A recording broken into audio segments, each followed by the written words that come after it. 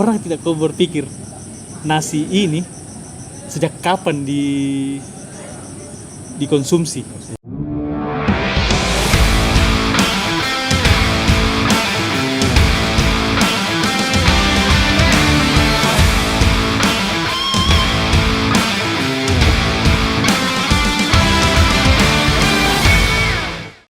Oke, balik lagi di Scripsit nih. Kali ini nih berdua saja, Met. Sepertinya Yoi. kita hanya berdua ini. Yo, apa bintang tamu semua lagi pada sibuk ya? minggu depan.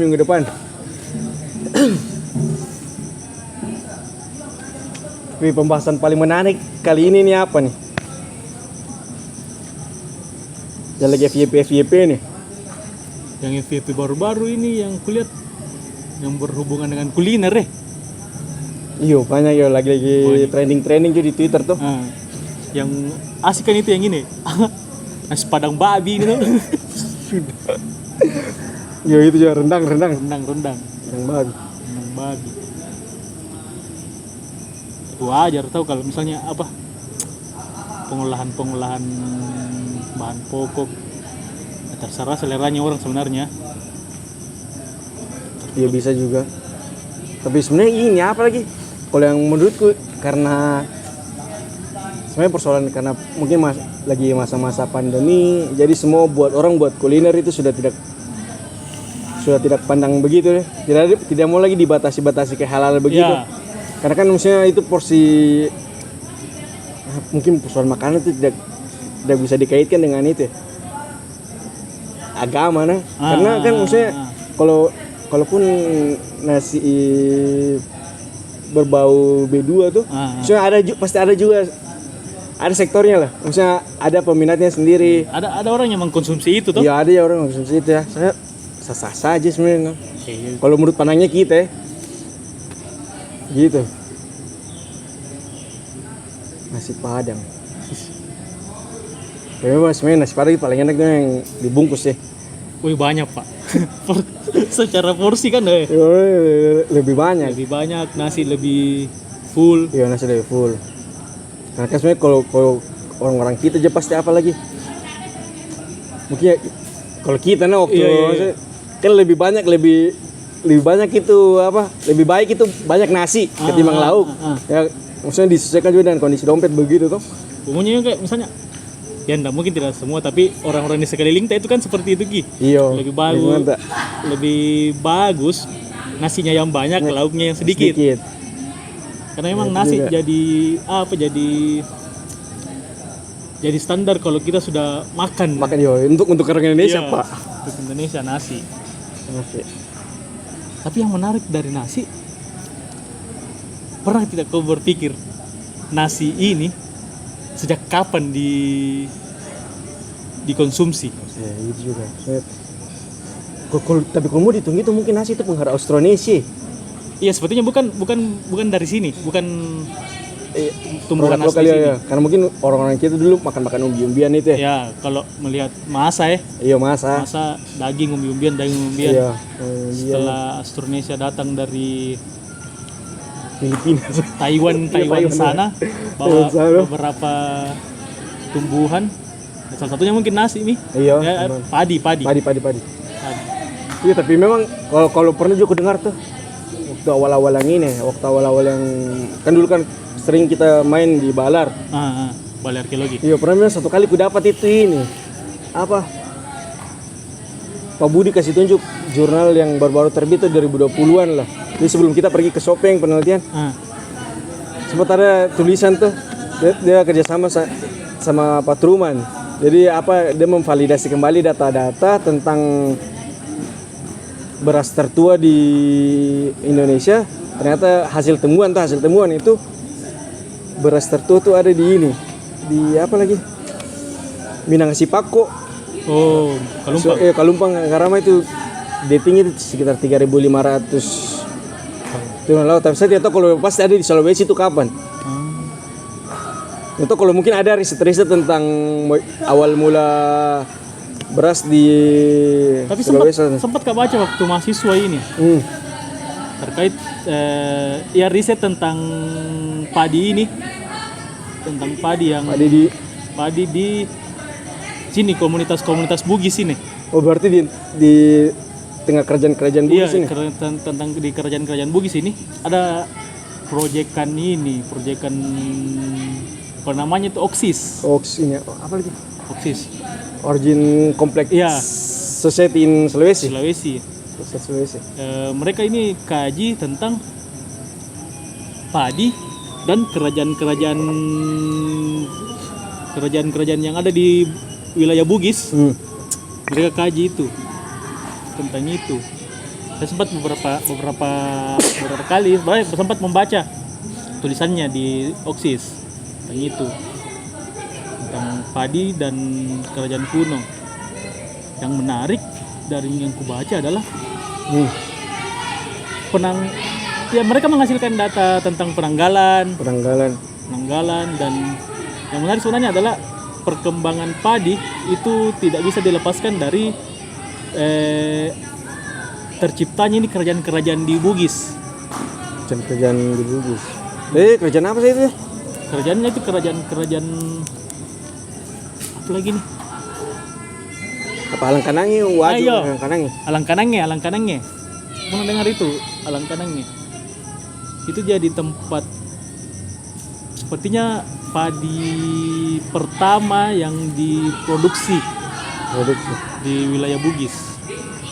Oh ini tulisannya Bulbek itu tuh? Iya, Bulbek sama Ian Kadwel. Ian Kadwel. Iya, kamu membahas itu. Iya tapi yang pernah aku dengar cerita penelitian, tapi yang asiknya memang itu kan dia kajian ini tuh analisis pitolit tuh. Pitolit baru tapi itu sebenarnya tuh isu menarik dari itu tulisan pernah aku dapat tuh, dia belum bisa membedakan itu padi ladang atau padi sawah. Jadi apa? Tapi aku tangkap juga dari itu riset yang menarik karena kerajaan Alangkanangi ini dia lebih dulu dari sebelum kerajaan Bosowa ini, Bonis Sopengwajo, aku tahu mengenal padi. Dia seperti ini, pelopor lah. Iya, pelopor. Dia seperti pelopor dalam pengolahan ini. Iya, produksi makanan pokok mereka tuh. Ya mungkin karena itu tanah mereka yang bagus. Ya mungkin untuk memproduksi itu. Cuma menarik juga pembahasan itu yang antara padi ladang dan padi sawah. Karena kalau menurut yang kubaca dari tulisan itu, awalnya emang mereka bertani ladang. Jadi seiring perkembangan waktu, itu juga yang mempengaruhi sebenarnya proses jual beli. Oh, jadi sebagai alat tukar begitu? Iya, sebagai alat tukar. Beras ini diproduksi sebagai alat tukar, seperti tembikar-tembikar. Tembikar itu masuk ditukar dengan beras. Nah, itu sebenarnya yang sempat saya baca di sana. Menarik. Iya, tapi yang saya juga yang kurang menariknya tuh dari yang tulisan itu kan sebagai alat tukar tuh. Yang menarik itu tembikarnya. Karena yang ku dapat itu tuh beras-beras dari kerajaan Alangkanangi tuh. Digunakan itu beras untuk tukar dengan tembikar apa? Tembikar cuso kah? Iya. Tembikar cuso tuh. Jadi kalau kajian-kajian di luar tuh mereka anggap kalau memiliki ini tembikar ini berarti ini wilayah-wilayah kayak istana begitu. Ada apa juga maksudnya? Berarti mungkin penggaliannya mereka penelitian OXIS ini tepat mungkin di apa? Menemukan kotak yang tepat untuk dapat datanya. Iya, ternyata memang lokasi yang penelitian ini istana. Karena ditemukan tembikar-tembikar begitu. Karena pasti yang memiliki tembikar itu kalangan bangsawan. Ya, orang-orang elit. Ya, orang-orang elit di masa itu. Itu juga yang benar. Sebenarnya juga ini apa? Kalau dari tulisannya itu dijelaskan kalau ini kerajaan Alangkanangi, meskipun mereka pelopor, mereka hebat tuh, dia tidak bisa tidak stabil di dalam pemerintahan. Iya, pemerintahan sama mengolah itu. Karena itu yang buat sampai kerajaan-kerajaan tetangganya itu akhirnya bisa meniru mereka. Jadi dia tertinggal. Itu kayak kerajaan Bonis Sopengwajo itu. itu tidak maksudnya bukan barang yang kita bukan di situ spesialis, tapi mungkin hal menarik kita yang bisa kita sampaikan begitu ya, bagi informasi. Ya, apalagi ya terkait tentang padi dan beras kan jadi bahan pokok untuk kita semua tuh. Ya sekedar berbagi informasi tentang itu. Nah, isu makanan itu memang sekarang kayak apa ya? Mungkin karena pasca pandemi begitu ya. Jadi mungkin makanan itu jadi prioritas orang sekarang kan yang jelas bisa makan. Bisa makan. Persoalan pakaian, fashion apa segala macam kan yang nanti nomor 2 atau nomor 3. Karena semua sektor terserang pasca pandemi, di masa pandemi ini. Iya yang bagi saya juga tadi yang itu bagus. Yang kembali ke situ ke Alangkanangnya ini, hasil riset ini. Jadi emang beras bukan sekedar sebagai kebutuhan pokok, tapi di masa itu di 1300 tahun yang lalu itu memang sudah menjadi apa? Itu menjadi produk untuk menjalin hubungan. Karena perdagangan lewat situ. Nah, karena yang sempat saya masih ingat dari 1300-an mereka semua sudah memproduksi itu, yang mungkin saja yang saya baca masih berupa padi ladang. Itu dugaan itu si bulu kalau itu terhadap padi ladang. Saya belum terkonfirmasi tuh. Sampai akhirnya karena proses perdagangan yang terus meningkat, mereka pasti kita tahu nih bahwa padi ladang ini terbatas secara produksi. Terbatas sebagai produksi. Jadi ada tren perubahan yang saya baca, ada tren perubahan bahwa mereka berubah jadi dari padi ladang ke padi sawah. Jadi dari 1300-an sampai ke 1400-an itu ada perubahan itu yang saya baca, tren itu. Tapi mungkin itu hanya dugaan mereka. Dugaan mereka karena itu terkonfirmasi dari kumpulan-kumpulan tembikar yang semakin meningkat. Meningkat, sedangkan itu tidak diproduksi di situ tuh. Jadi ya orang mereka mungkin berasumsi bahwa sepertinya peningkatan ini dibarengi dengan itu, proses perdagangan yang semakin meningkat. Tapi ada yang menarik tuh ini dari kajian itu tuh, tulisannya Bulbak sama Kadwal itu menurutku penting karena itu tuh melengkapi ini posisi arkeologis sama posisi historis tuh. Karena kerajaan Alangkanang ini tidak terlalu disebut pada naskah-naskah lontar karena naskah orang mengenal tulisan tuh abad 14-an tuh, sedangkan 14-an Alangkanang ini dia memuncak ini di abad 1300-an tuh. Jadi ketika dia turun baru orang semua mengenal pencatatan. Jadi nama Alangkanang ini kurang disebut sebagai pelopor beras pada itu juga berarti tutup bagus yang kalau arkeologi karena lengkapi secara histori juga itu satu mungkin keterbatasannya mereka karena Alangkanang baru jatuh, sedangkan proses pencatatan itu baru mulainya. Jadi namanya tidak terlalu disebut dalam. Padahal dia pelopor kok dari segi itu teman-teman arkeologis.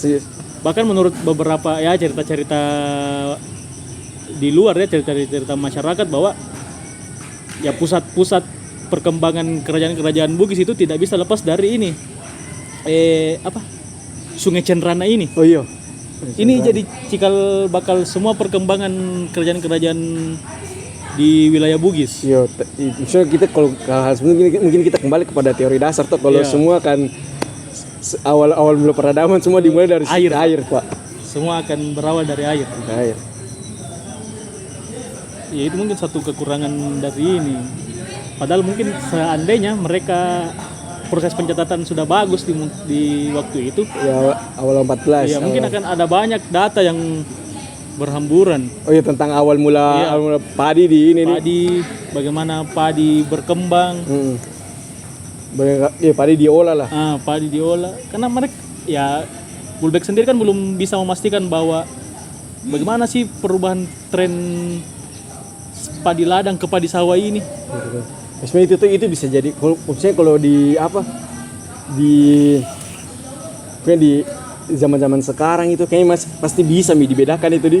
Iya. Mereka dengan metode-metode yang terkini itu pasti bisa dibedakan mana padi apa, mana padi ladang, mana padi sawah. Apalagi ketika menyentuh laboratoris tuh. Iya. Karena yang notice kan juga itunya.